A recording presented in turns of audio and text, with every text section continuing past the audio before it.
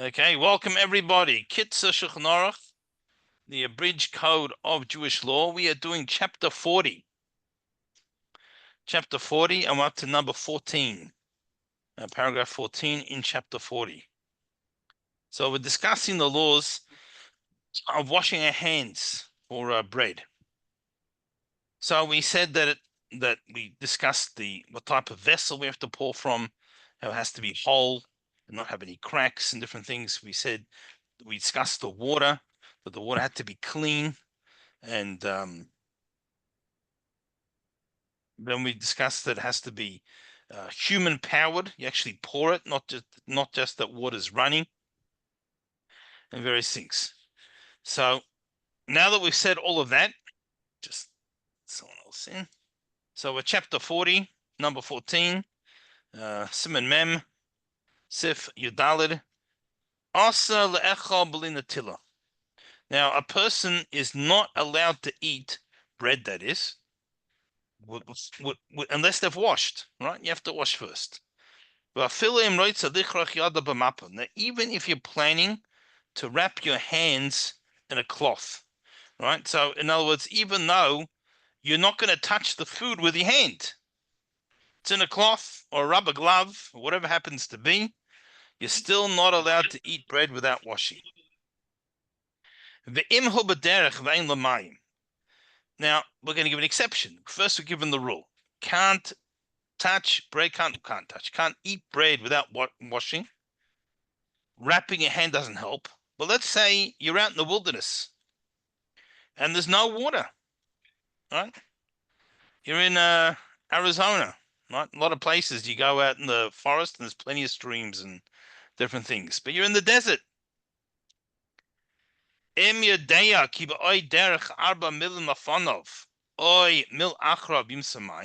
you know that within 4 mil in front of you, ahead of you, right? That's the original thing that a mile was based off. It's not exactly a mile today, but in other words, somewhat ahead's going to take you, I don't know, however long, an hour or 2 hours to walk there. There's water ahead of you, or there's a water behind you, 1 mil. So you have to keep going 4 or backwards 1. Then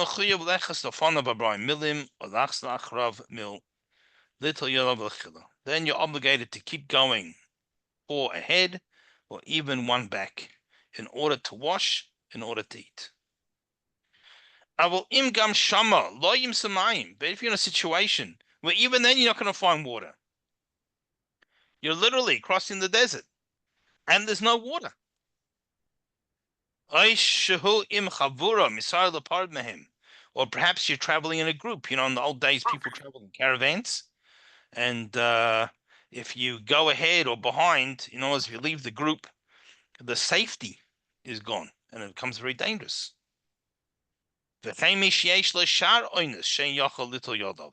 Or someone is in a different onus, will say means something beyond his control. It could be an emergency situation. It could be the person has a plaster cast on their hand, that should need it.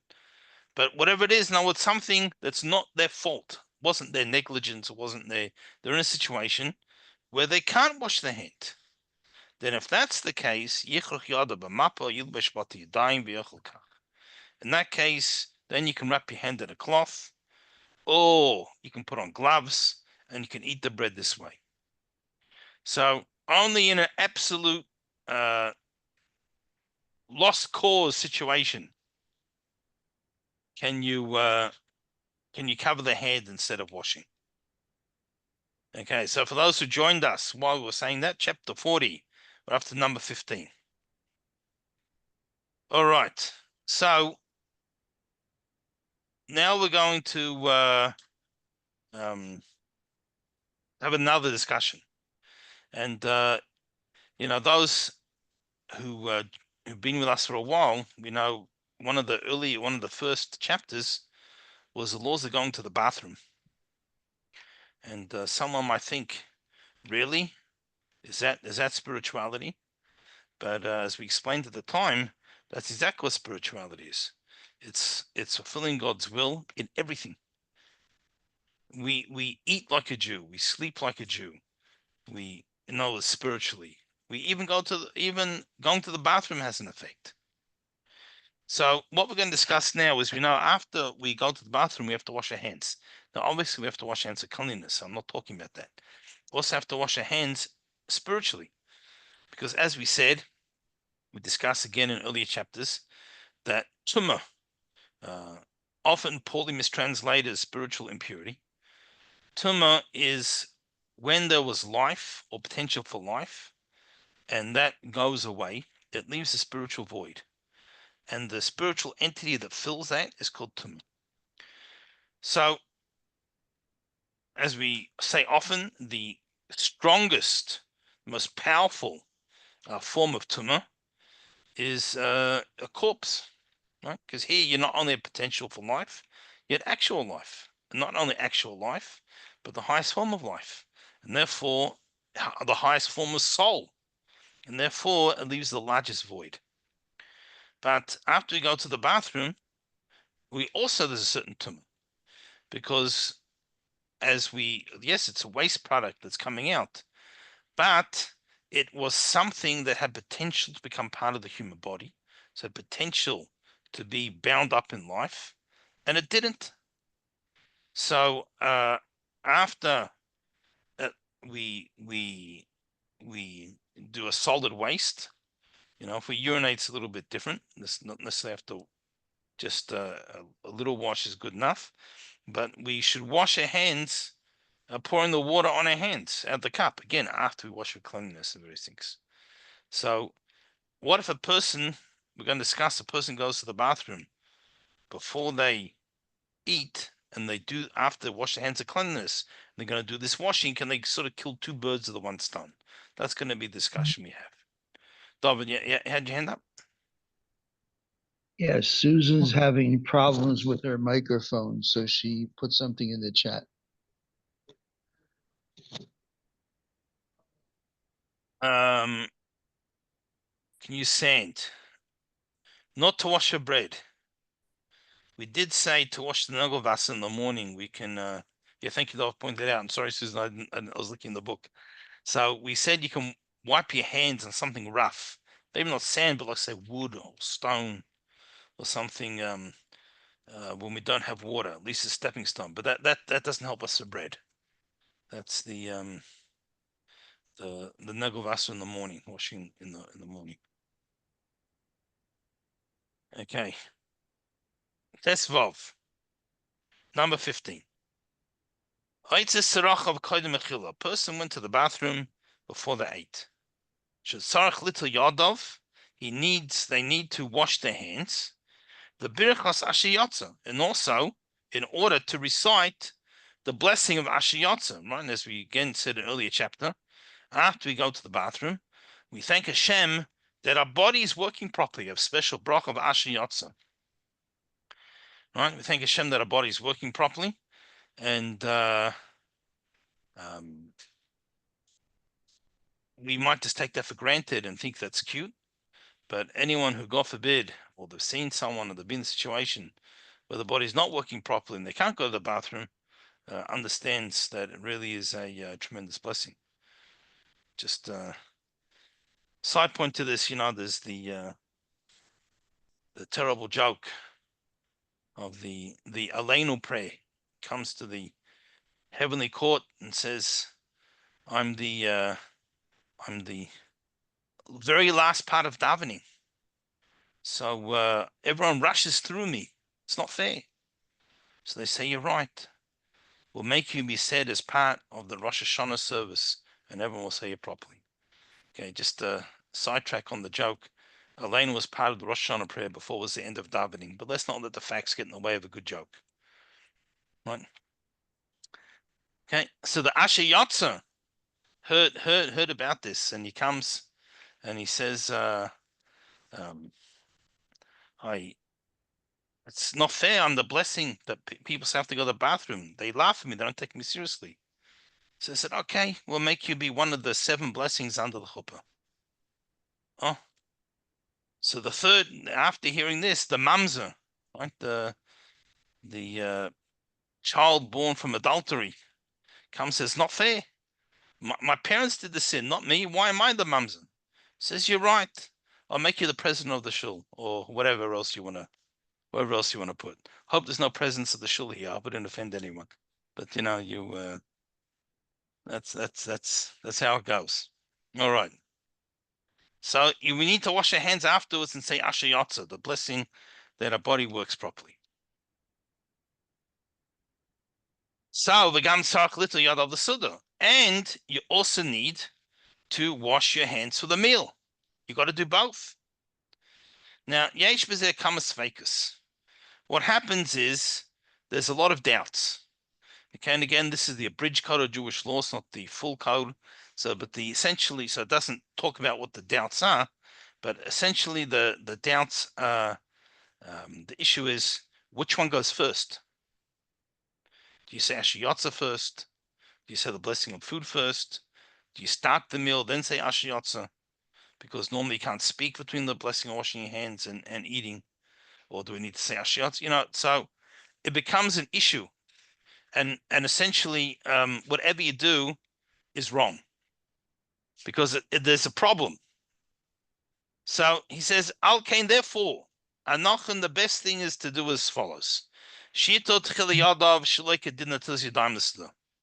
Wash your hands in a way that does not fulfill the obligation of washing for a meal. So for us, that's easier. We can just wash it, let wash it under the faucet as opposed to washing from the cup or something like that. The Haino, he's going to give a different example. He says, just pour a little water onto one palm, and then rub them together, rub your hands together. So that does not help for the meal. It does help for the Asher Yotza. Ideally, you should really wash alternatively 3 times, but this is the minimum. Then after you've done that, dry your hands well. Make the blessing of Asher Yotza. And after you've done that, now you wash your hands properly 3 times in each hand, alternate, in order to for the meal. And then you make the blessing on for washing your hands for the meal, and you have the meal. Yes, David. What if a person's only got a certain amount of water? Like only enough water to do one or the other? Okay. So if he really gets stuck, it's a good question. Right? And this situation is to really avoid the because whatever you do, there's a problem. So if the person's really going to get stuck and they only can do one, it's a good. The best thing then would be to wash. Say Al Natilas Yadayim, make your motzi, and then after the motzi say Asher Yotza. It's not ideal for the Asher Yotza, but it's ideal for the meal. I mean, Asher Yotza, obviously, we don't like to postpone mitzvahs, right? So we should be saying Asher Yotza the moment that we can, the very first moment. But in theory, let's say a person forgot and they remembered an hour later. Well, I went to the bathroom an hour ago, so they can still say the Asher Yotza. So they don't lose the blessing by not doing it. That first washing he's talking about, it's a negligible amount of water. He's saying put a few drops on your hand, go like this, and make your Asher Yotza. Yeah, so we should have enough. And the other one to pour 3 times, I would just submit that generally today you don't have enough of both. We have running water available, so it'd be highly unlikely we get stuck, but it could happen. Could happen. So he's asking theoretically. Person got stuck. No, I'm saying compared between the two, yes, then you don't have enough water to wash your hands. Period. Don't say you don't have enough of both. Well, it might have just enough to wash your bread and not anything extra, Theoretically. Theoretically. One more question. Yeah. Why is, I mean, a person should be able to answer other people who are going to ask them. So I'll ask for everybody. Why is one alternating and why is one consecutive? Why is the bathroom is right, left, right, left, right, left, and the washing Right. for bread is right, right, right, left, left, left? Okay. So washing when we're just washing away tumor, we want to alternate because we don't want to get stuck more one than the other. So we alternate. 1, 2, 3. When washing for bread, the idea is we get one hand clean and then the other hand clean, the other hand ready. So that's why it's different. Susan asking, is preserving life more important? So you can add to the chat if I misunderstood the question, but I'm presuming you mean if there's not enough water to wash your hands properly, then there's probably no water to drink either. I'm presuming that's what you're referring to, I guess. So as we said before in the previous one, a person got stuck that there really is no water where they are, so then they could cover their hand. But let's say the person, they have plenty to drink, they have some iced tea which is discolored, so it's not good for washing their hands, or something else. But yeah, they have. So if that's not what you meant, put another question in the chat. If it is what you meant, then good, and we'll keep going. Rabbi, I thought you were going to give me some kind of a Kabbalistic answer as far as why one is alternating and one is three consecutive. Yeah, sorry to disappoint. It's a practicality, it's logistics. I mean, I'm sure everything. I mean, look, if we look at it deep enough, the Kabbalistic, whatever, there's going to be something there. But that's so. That's like in the the morning, idea. you've got this spirit of impurity, and Right. you're washing alternating because it's jumping from one hand to the other as you're washing, and you're trying to catch it as you're washing, right, left, right, left, right, left. But that's not necessarily a situation with going to the bathroom washing, because already the spirit of impurity has left you once you've woken up. Yeah, but anything that's a tumor thing, we just follow the same procedure. So there's no Kabbalistic thing between the three alternating and the three consecutive. It could be there is.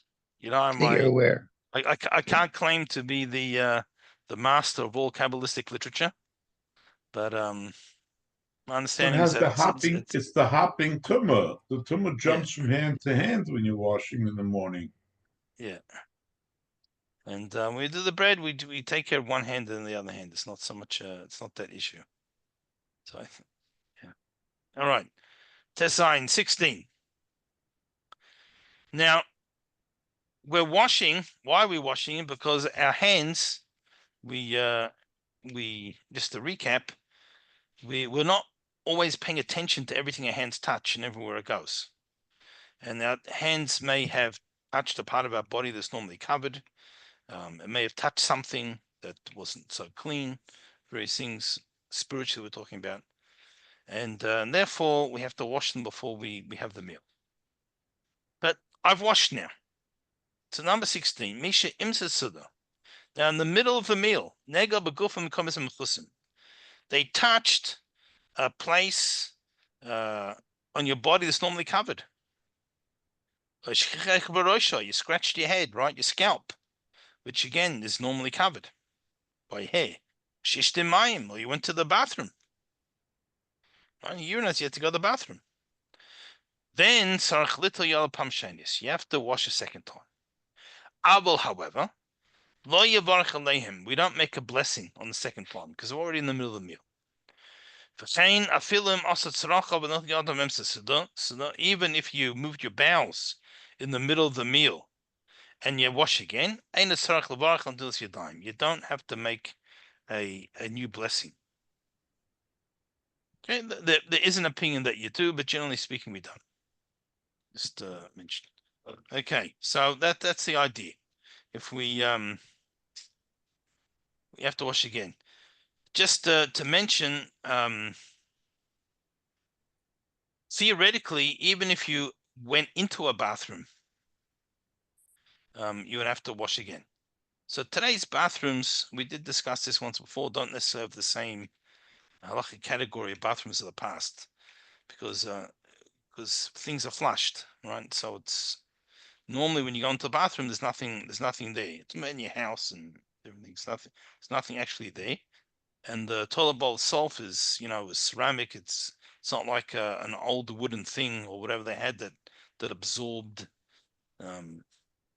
So not necessarily do you have to wash, but sometimes people have to go in, the kids or the grandkids, and you change a diaper or something. You wipe something. So then we need to wash. Besides the washing for hygiene, we need to wash for the bed spiritually as well.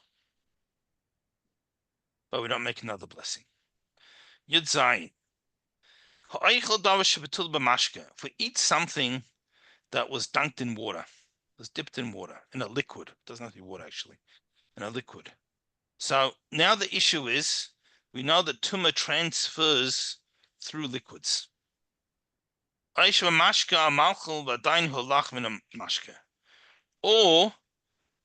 it wasn't dipped, but it got wet. And right now the food is still moist, right? It didn't dry out. So we don't mean it got wet 10 years ago, or not 10 years, but some time ago, but it's dried out now. We mean it's still wet. So even though you're not necessarily touching the place of the food that has the liquid on it, because you're holding the other one end of it, and you're dunking in the other end. Nevertheless, so you have to wash your hands first. But we don't make a blessing. So that's the technical law. He says, many people are lenient on this. But anyone who fears heaven, really wants to do the right thing, he should be strict on himself about this. So this means things like pickles, all these different things. Technically, you should wash. Now, as he says, most people don't really do that today. I'm not sure if that's because I don't think. No, rephrase that. I don't believe because there's a reason why people don't do it. It's just we don't get around to it. There was a time when water wasn't so easily available, and I think people got in the habits of not doing it, and therefore their kids just also didn't do it, even though it is more available. But in theory, we should really, as I said, anyone who's Yiras Shemaim. The Yiras Shemaim, it's a big term. Most people wouldn't call themselves Yiras Shemaim. It's they'd be considered a little conceited if they did.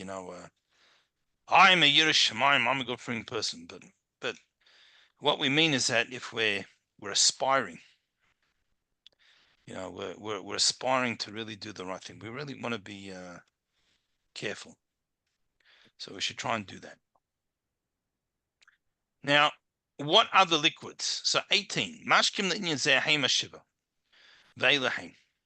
There's 7 liquids that are relevant to this law, and these are them. Yayin, wine. And that also includes vinegar made from wine, right? So wine vinegar, as opposed to other types of vinegar. Davash Devorim, bee honey, shemen zayis, olive oil, cholov, milk. This also includes whey. Tal, dew, damashel behema chayav oif, the blood of an animal, bird or fowl. Now, this is, of course, if a person is only consuming it because of medicinal reasons. Otherwise, you're not allowed to consume blood. Mayim and water. So simonim, the way to remember this, if you remember all the Hebrew terms, is Yad Shachat Dam. Literally the hand slaughters blood, but it's an acronym for each of the of these 7 things. So if Hebrew is not your thing, I'm not sure this acronym is going to help you at all. Avashame peiros, but other fruit juice.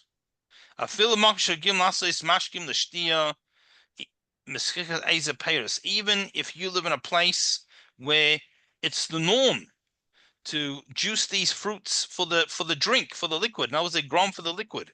Let's say like most oranges today in the United States, they're not grown to eat. Most oranges are grown for fruit, for juice.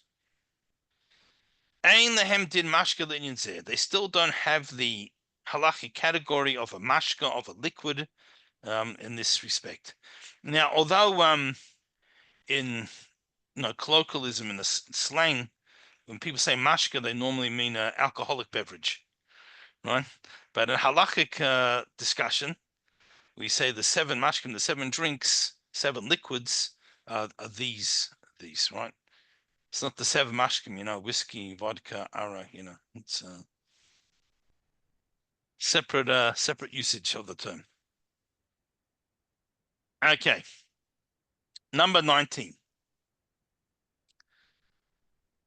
Peiros shemrakachim b'sukkah. You have fruit that's preserved in sugar. So like jams, it's preserves. Ain't you don't have to wash. Why? Have a mashka, because the sugar is not considered a liquid, even though you may have melted, in the process, but it's not considered one of these 7 liquids. I mean, it's a liquid in the technical sense, but it's not one of these 7 liquids. And any moisture that comes out of the fruit itself is also not one of these 7 liquids. Shemei peiros, because it's a fruit juice. But if you preserve them in honey, so then it depends.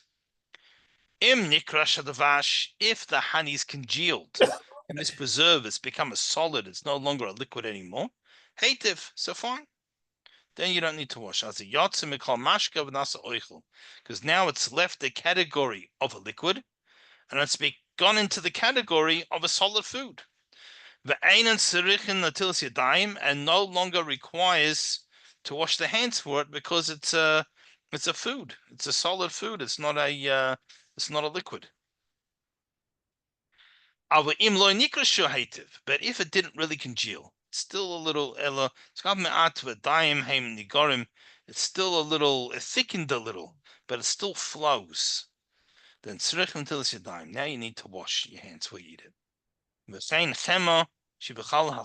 Likewise, if something was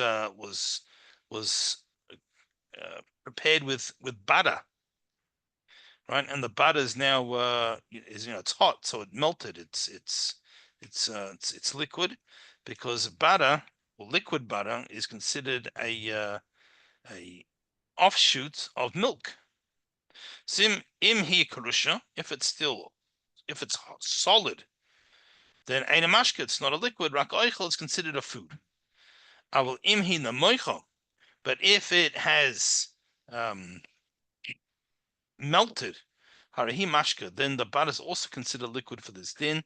And so if you have something on the butter, I mean, normally put butter on bread, so you're washing anyway. But I don't know if you dunked carrot sticks into butter, according to this, so you would have to wash. Okay, for those who just joined us, chapter 40, Siman Mem, number 21, Chof Aleph. Okay. Now, Melach Shnasim Amayim, Havi B'chal Mayim. Water that comes from, salt that comes from water, as a din, is in the halachic category of water. Right? So there's 2 types of salt, of course. You have rock salt, and then we have sea salt. So the sea salt is considered the same as water. And therefore,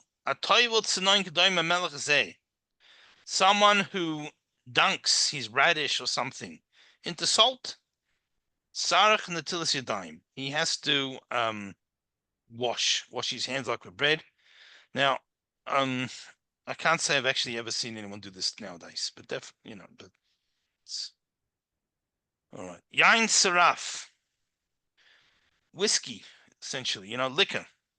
Shnasim etfurma peiros, that it was made from grain or from other fruit, from other produce.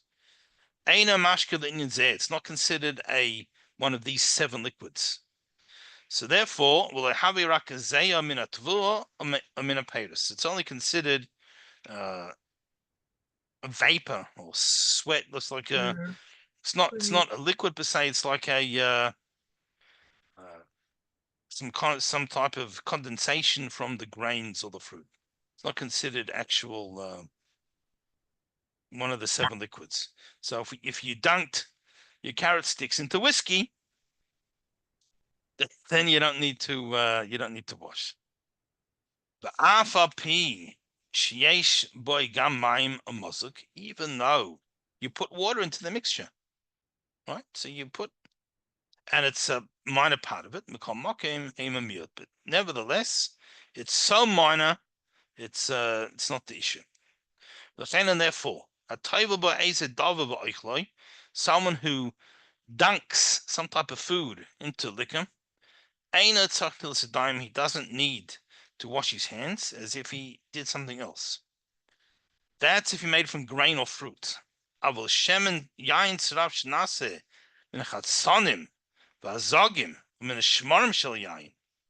If you made it from the shells or seeds of grapes or wine sediment, so in other words, you took the water and you soaked these things in the water, so now you got the wine issue and the water issue.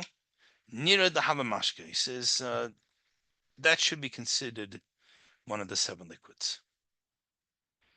Okay, so that was the chapter on washing our hands. Now, chapter 41, Siman Mem Aleph. How do we do the meal? How do we start the meal? So, Hilchos B'tzias Hapas, Birchos Hamotzi. The halachas are breaking bread and the making the blessing of Hamotzi, which is the blessing of bread. Aleph. Number 1. Al lechem gomer, on real bread. What's the definition of real bread? Dogon. It's made from one of the 5 grains, meaning wheat, barley, oats, rye, spelt, as opposed to rice bread or potato starch bread or cornbread or various things. You make hamotzi. And afterwards you say the full birchas hamazon, the full blessings of the full grace after meals.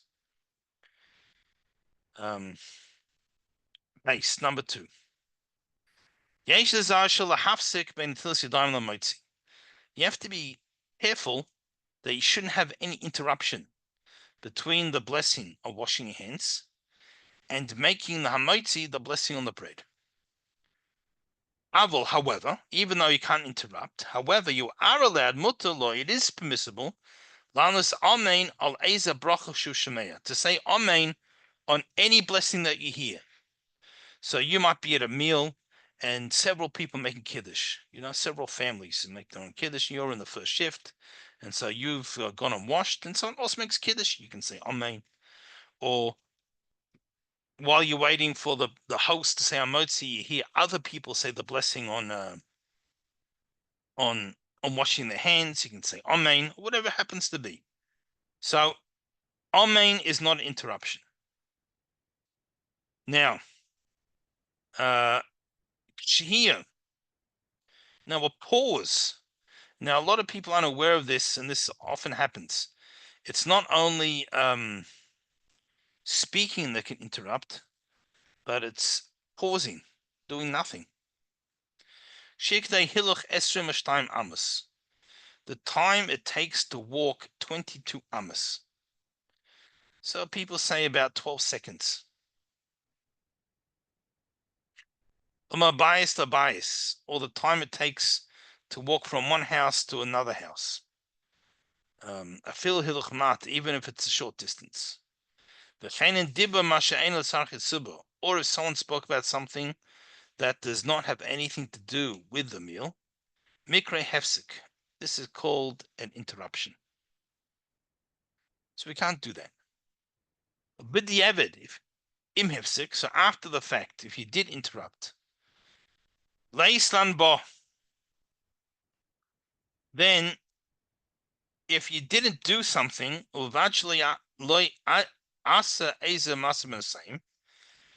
as long as you didn't do an action, or engage in conversation, which takes your mind off making sure your hands stay clean. If a person did that, then they would have to wash a second time. So let's put this into practicality. So if you're having a meal yourself, it's just you.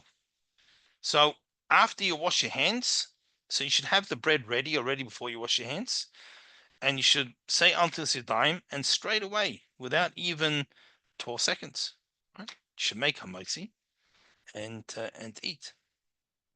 Now, practically speaking, sometimes, especially if you have a larger family or you're having a lot of guests or you are a guest, so what happens is that there's 10 people who need to wash their hands, and washing your hands takes more than a second each, right? Can take a while, and there's one sink, so you're washing one after the other. So the wait is going to be longer than 12 seconds. But as long as a person is not doing another action and they're not speaking, then it's not an issue. The interruption doesn't become an issue. So only if someone actually did something between. Oh no, they went and, I don't know, put the laundry on. Okay, it doesn't have to be something so drastic. But they went and did something unrelated to the meal. Or they spoke about things not to do with the meal or washing. So then they have to wash a second time. Rabbi, Okay. Yeah. as far as what's considered bread, so there was a question that came up. I'm sure you've heard of it. There's like Ezekiel bread. It's advertised as flourless bread, where they sprout the grains and somehow they make it into bread without making it into flour. So some rabbis said it was a shakol, some said it was hamotzi. Are you aware of this? Yeah. I mean,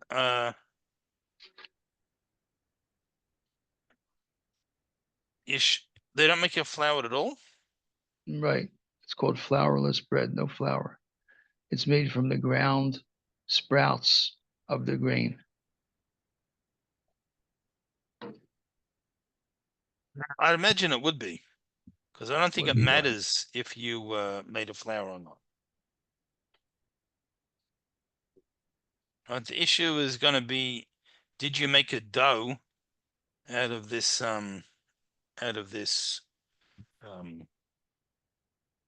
substance, one of these 5 grains?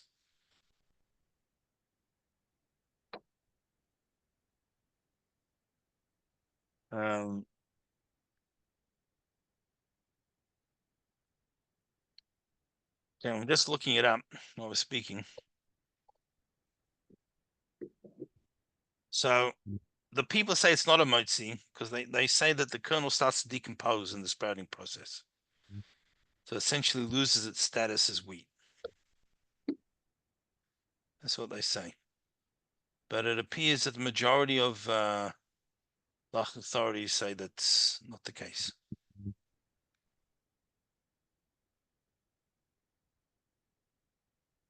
You looked under flourless bread? Yeah, I just looked up the Ezekiel bread. So so what they're saying is that because they're saying that the kernel, what they want to say is that it starts to decompose in the process, so it's no longer considered wheat. That's the people who say it's not a Moses, what they want to say.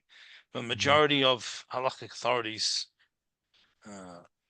saying that's not the case, or at least that's not the issues, so they would say you would need to wash.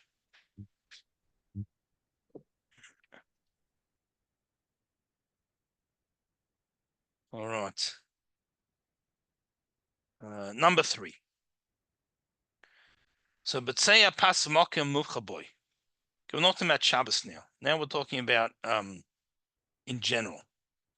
What we do is you break the bread in the place that is the best part for you. Mipnei covered a bracha. This is out of honor for the blessings. We say the blessing on the best part. Right? So a muvcha who mokim a kosher shesham nefa hativ. So he says the choicest part is the crust or hard part because it's baked the best. Okay, all right. Then we have people who don't like the crust, so they don't eat it. But guess so. For mokim shekava hamizbakeya, it's the place where it like comes open. Right. So again, this is talking about, didn't have bread like we have today, commercial bread, about the sourdough bread. So you see it starts to, like the top of the crust, like sort of looks like splits a little bit in the sourdough. Right. So that's the place that's baked the best, and that's going to be the tastiest. So that's general. Now, but of course, that's it's chewy. It's hard to eat. So someone who's older maybe finds it hard to eat the hard bread. He can cut it or break it in a soft spot. The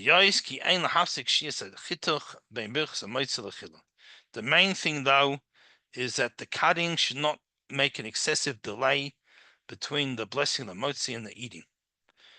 So because we don't want to delay, alkain therefore,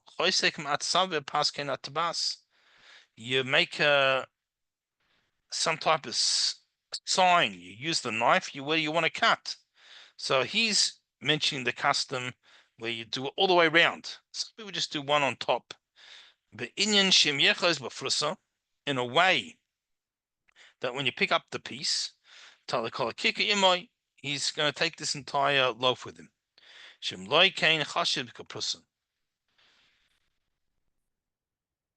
Right?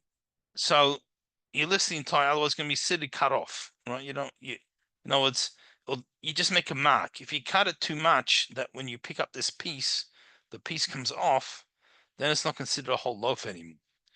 But if it's just a small indent, so when you pick up this piece, the whole loaf comes, so then it's all good. Because ideally, we want to make the hamotzi on a whole loaf. Okay, if you're having a sandwich, so it's not a whole loaf, it's already a sandwich, so it's not a problem. But if you're making on a loaf, ideally it should be a whole loaf.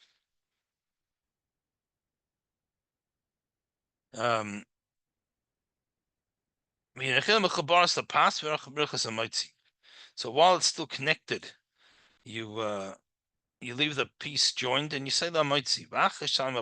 Then after you complete the bracha, then you finish the cut and you remove that piece of bread. So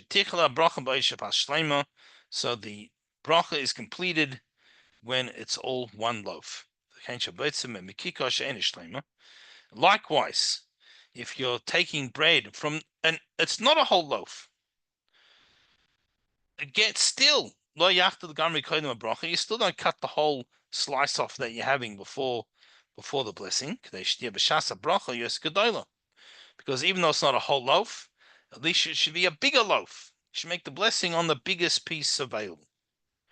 So that's during the week. You cut it at the place you want. But the Shabbos is slightly different. Says you don't cut the loaf at all until after the blessing. In order that the loaf should be totally whole. Okay, most people have the custom, they do a slight little mark, but they don't really cut it partially like they do during the week. Also during the weekday, if it's a thin type of bread, it says like a matzah or a very thin something. Also make the bracha before breaking it. Because breaking it, there's not going to be there's no interruption. Doesn't take time to break a piece off a matzah, something like that. Okay, Daled, number 4. Lo yisa prusa katana. When you're cutting the bread, don't cut tiny pieces. Because you look miserly. Looks like a person is being a miser. Now, and don't cut a huge piece bigger than an egg. I mean, by egg, we don't mean the size, we mean the displacement. So bread is much lighter than egg, so it'll be a very big piece, quite a big piece. The fish near Karavton, because then you look like a glutton. So you shouldn't do that. Now, when shouldn't you do that? This is when you're eating by yourself. So you cut yourself a regular slice of bread, and fine. If you're eating with many people, and you have to give each person a kazayis of bread, right? Because let's say Shabbos, and everyone needs to get a good sized piece of challah. You can cut it however you need it, no problems. So that's one difference between Shabbos and the week. But Shabbos, another difference. Even if you're eating on your own, you can cut off whatever you need for the whole meal. So let's say I got this big challah. Well, not too big. Let's say you're going to use a quarter of this challah for the meal. So you can cut the quarter, one shot, and then that you cut into smallest pieces. Maybe they cover the Shabbos. So even though taking a piece that big during the week would seem like a glutton, but in Shabbos, we're honoring Shabbos by, there's plenty to have. That's Chavivas, the Shabbos, Chavivas Echel, Harba. How is it honor Shabbos? Because it shows the love, the preciousness, the fondness that one has, the Shabbos meals, that he wants to eat a good chunk, a large amount. And then a person should make sure to eat this piece before they take another piece for Mishum Chiva mitzvah, since this was the piece that he made the blessing on. And so to show his love for the mitzvah, he should eat that one first.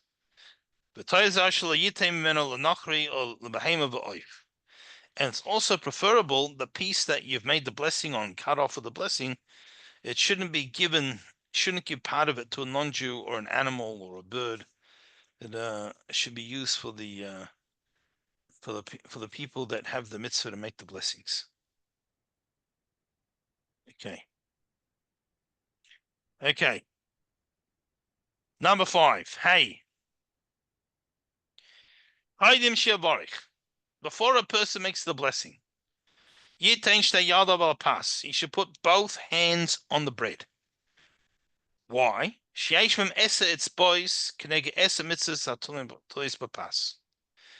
He ends up putting 10 fingers, and these 10 fingers correspond to the 10 mitzvahs involved in making bread.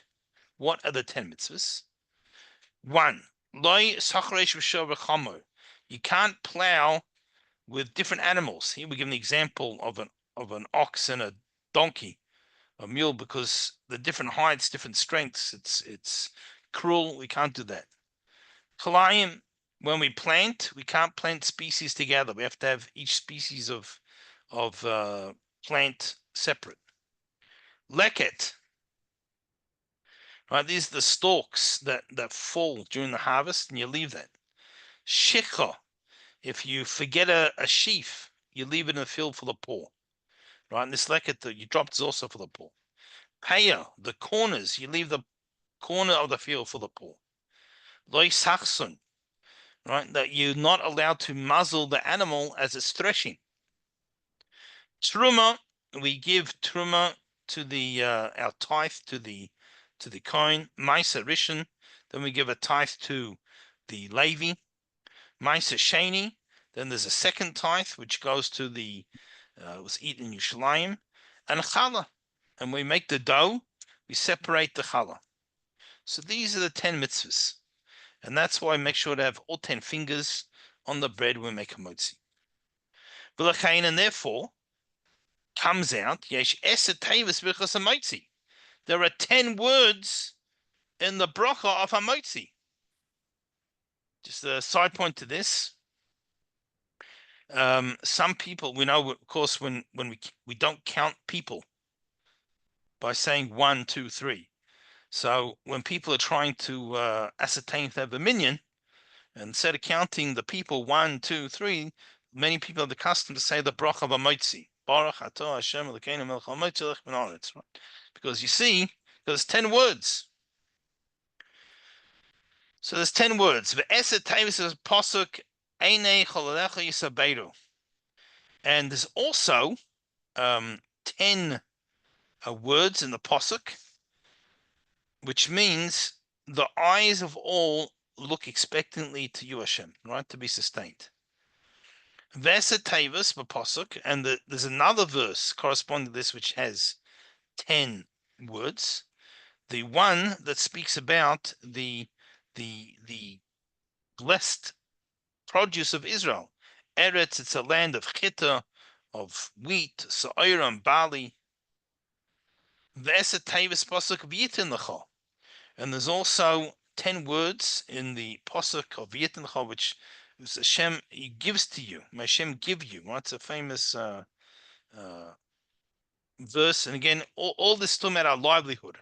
And since the staple, I mean, today our diets have changed a little bit, but the staple of meals was bread. One sustenance is bread. That's why, bread represents all these blessings. Yeah, nowadays, Yeah. nowadays we also do dam svardeya kina marav. Yeah, but then the guy gets offended. Why am I the lice? Right. Shiyam is Hashem. While he's saying the blessing, when you say Hashem's name, Yagbiyah Salechem, raise the bread a little bit. The Shabbos, Yagbiyah Shtayim. And on Shabbos, you got 2 loaves, so you raise both loaves. V'yavarach b'kavana. And you should try and have kavana. It's not exact word in English, but a concentration and intention when you make the blessing. In other words, the blessing shouldn't just be robotic, second nature habit that before you take food, you go blah blah blah blah. It comes some words. You should really feel I'm thanking Hashem for my food. Another piece of advice he gives us: right? We have to be careful. A lot of people, when they, especially saying the blessing fast, they say Hashem Elokeinu melech motzi lechem. They don't really pronounce the ha-motzi. So he's saying you have to pay careful attention to pronounce the ha in the ha-motzi. V'yitain revach katsas bein tevas lechem letevas min. You also have to have a small pause between the 2 words lechem and min, because since lechem ends with the same letter that min starts with, if you rush it, lechem min, it sounds like one word. So you have to have a small little pause. Shloila v'yas mem, in order not to swallow the second mem, second sound. So all of that is about making the bracha. And after making the bracha, yochel miyad, you eat immediately. There shouldn't be a pause between finishing the blessing on the food and eating the food. Why? You're not allowed to interrupt between the bracha, making the bracha and eating, even to say amen. And ideally, a person should eat a kazayas, which is probably a slice, average slice, whatever, without a break, before they interrupt and have a conversation.